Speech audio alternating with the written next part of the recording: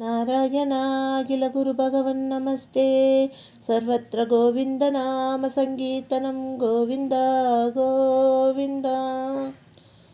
83வது தசகம். பவுண்டிரகன் வதம். ஸ்ரீ குருவாயூரப்பா. ஒரு சமயம் பலராமர் கோபியர்களை காண ஆவல் கொண்டு கோகுலத்திற்கு சென்றார். நீர் விளையாட்டு விளையாட யமுனை ஆற்றை அருகில் வருமாறு அழைக்கவே அது வராதது கண்டு சினந்து கொண்டார்.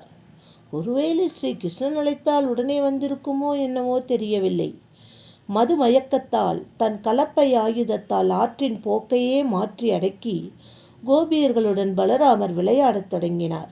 அது சமயம் கருஷ தேசத்து மன்னன் பவுண்டிரக வாசுதேவன் என்ற பெயரை கொண்டிருந்ததாலோ என்னவோ தன்னை புகழ்ந்து பாடுபவர்களின் புகழ்ச்சிக்கு ஆட்பட்டு அறிவிழந்து பகவானிடம் ஒரு தூதுவனை அனுப்பினான். என்ன சொல்லி அனுப்பினான் தெரியுமா? இப்பூவுலகில் நாராயணனாகிய நான் அவதரித்திருக்கின்றேன். நீயும் அவதாரம் செய்துள்ளதாக கூறிக்கொண்டு என்னுடைய லட்சணங்களை அடையாளங்களை மேற்கொண்டுள்ளாய் அல்லவா? அவற்றை விட்டு என்னை சரணடைவாய் என்று பவுண்டிரக வாசுதேவன் பகவான் ஸ்ரீ கிருஷ்ணனுக்கு தூது அனுப்பினான். அவனது தூதன் பகவானது அவைக்கு வந்து கூறினான். இதை கேட்டு சபையிலுள்ள அனைவரும் அவனை கேலி செய்தனர்.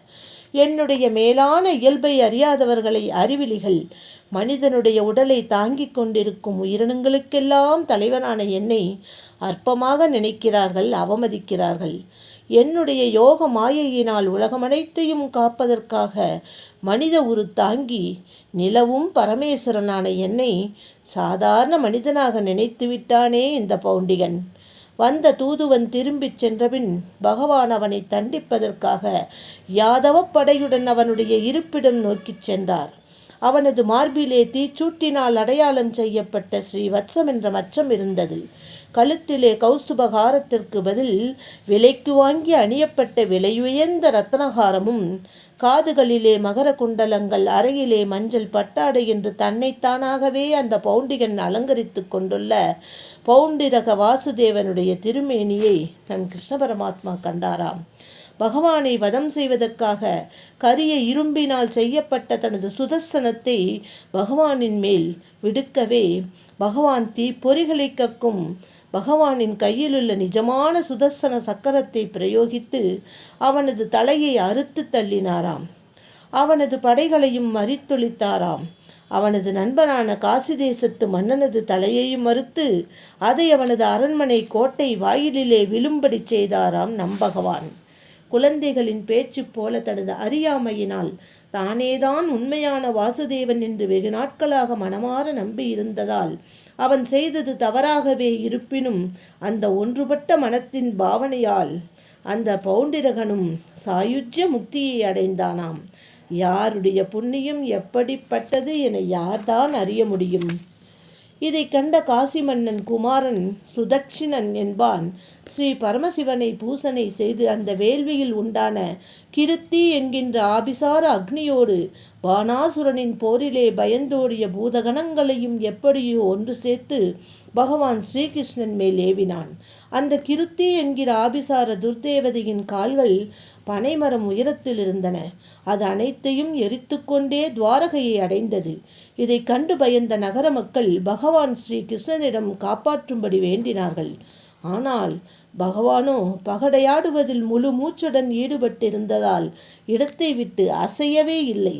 ஆனால் பக்கத்தில் இருந்த காலச்சக்கரத்தை உடனே ஏவினார். அளவற்ற ஒளியோடு கூடிய பகவானது சுதர்சன மகா சக்கரம் வெகு வேகமாக பாய்ந்து வர பயங்கரமான அந்த ஆபிசார தேவதையான கிருத்தி ஐயோ ஐயோ என்று அலறி அடித்துக்கொண்டு சினம் கொண்டு விரைந்து ஓடி அறிவற்ற செயலை செய்த அந்த சுதக்ஷிணனையே எரித்தது. காசி நகரத்தை அன்றோ எரித்துவிட்டது. காசி நகரம் முழுவதும் தீப்பற்றி எரிந்தது. முன்பு ஸ்ரீ ராமாவதாரத்தில் ராட்சசர்களையெல்லாம் வதம் செய்வதில் பகவான் ஸ்ரீகிருஷ்ணருக்கு உதவி புரிந்த திவிவிதன் என்பவன் இப்பொழுது நரகாசுரனின் மந்திரியாக இருந்தான். அவன் பகவானது அம்சமான பலராமனால் இறப்பை அடைய வேண்டியவன். ஆகவே பகவானிடம் பகைமை பாராட்டி துவாரகை வந்து அங்கு பெரும் துன்பத்தை விளைவித்தான். பலராமன் அவனை போரிலே தன் கையினால் அடிக்கவே அவனும் வீழ்ந்து மடிந்தான். கௌரவனான துரியோனனது பெண் லட்சணையை சுயம்வரத்திலே கவர்ந்ததால் ஸ்ரீ கிருஷ்ண ஜாம்பவதி குமாரன் சாம்பனை அதை விரும்பாத கௌரவர்கள் சிறைப்பிடித்தன. அவர்களையும் சமாதானம் செய்ய சென்ற பலராமன் அவர்கள் பேசிய தகாத சொற்களால் சினம் கொண்டு தனது ஆயுதமான கலப்பையால் அஸ்தினாபுரத்தையே பெயர்த்தெடுத்து சாம்பனை விடுவித்தார். பாண்டவர்களால் கொல்லப்பட வேண்டியவர்கள் கௌரவர்கள் என்று எண்ணி பலராமருக்கு உதவி செய்யும் பொருட்டு யாதவ படையை அப்பொழுது பகவான் அனுப்பவில்லை. இவ்வாறு ஒருவராலும் அறியவொண்ணா திருவிளையாடல்களை எல்லாம் புரிந்து வரும் ஸ்ரீ கிருஷ்ணா, பரந்தாமா, மகாவிஷ்ணுவே, ஸ்ரீ குருவாயூரப்பனே, என்னுடைய தாபங்களை களைவதற்காக இப்பொழுது நாராயண பட்டத்திரியாகிய நானும் உம்மை வேண்டி நிற்கின்றேன் என்று இந்த தசகத்தை இனிமையுடன் முடிக்கின்றார். ராதே கிருஷ்ணா.